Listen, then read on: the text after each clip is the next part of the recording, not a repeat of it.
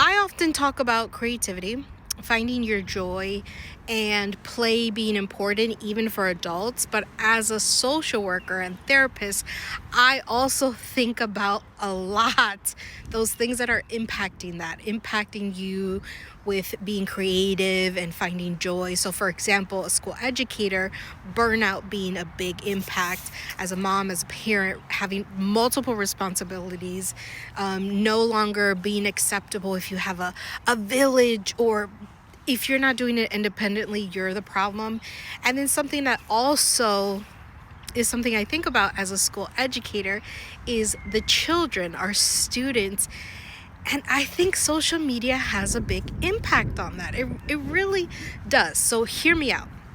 And I might have to go back a little bit because recently we've been hearing a lot the words collective healing and collective trauma. And I'm so excited because I'm like, oh, yes. Now more people know about it. Now no more people understand or are learning that this is something that we're all experiencing together. So it's not new. This is not new information. You know, when you're like talking to somebody and then you're like, whoa, I was thinking about that too.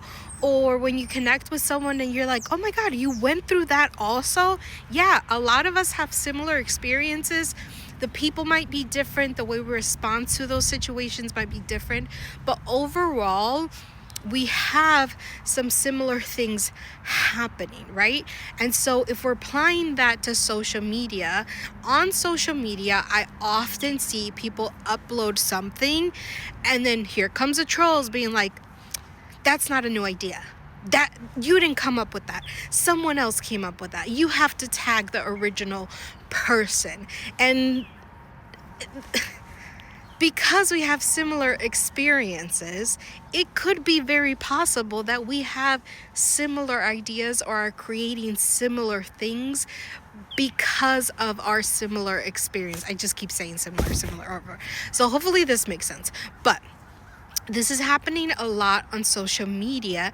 And so we're seeing things like social anxiety being an issue, or everyone internalizing things or overthinking situations, because then you start thinking, oh, maybe it's not a new idea. Maybe people don't want to hear about me. And that is not true, especially for students that are growing up in this social media world, this technology world. That is not true. And so I say all of that to say, let people create, let people find joy, let people connect with other people.